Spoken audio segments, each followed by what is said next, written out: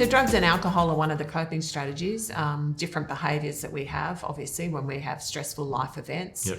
And I guess what we've talked about a little bit is how we become more mindful. Yeah, so more present. Actually, I was talking to a client fairly recently, and he was reflecting on his relationship, and he said something very simple is, I noticed that the relationship feels much more, it has a lot more depth and beauty to it when I'm really present. Yes. Right? Yeah. So when I'm in the moment and I'm here with this person that I love, like everything seems great in the world.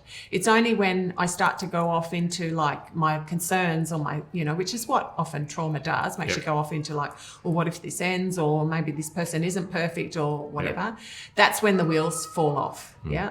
So if you can find a way to come back to presence and being grounded, then perhaps that's where you can start to no longer rely on external things like substances. That's why meditation is so powerful, because it's all about being present in the now. Like when we experience trauma in the past, all those fears, those beliefs come with us in our future life, whether it's relationships, work, or whatever it is.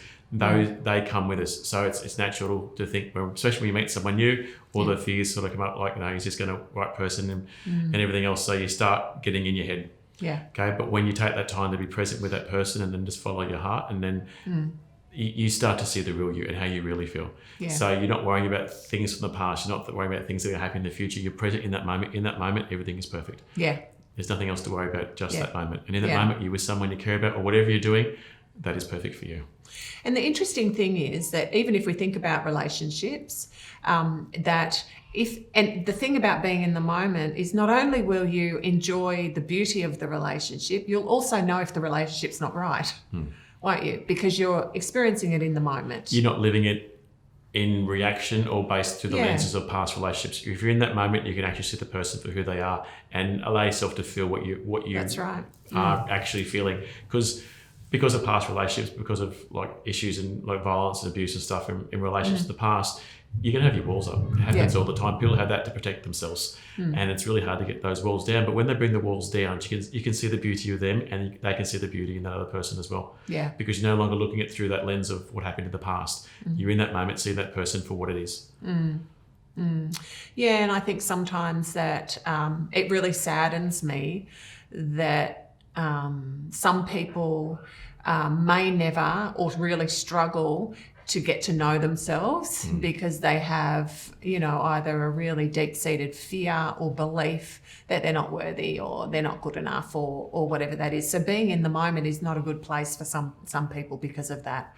Some people don't want to do that. They don't know that or how to do that. As one thing, like there's so many people living in fear, and all these beliefs are all created because of past events, and that's the beliefs are what we actually use to make decisions. And if we want to achieve something in life, it's based on our past beliefs, beliefs about ourselves. So if you have a belief you're not worthy enough, then you'll get to a certain level, then you're going to self-sabotage because you don't think you're worth it. And that's when things start ending.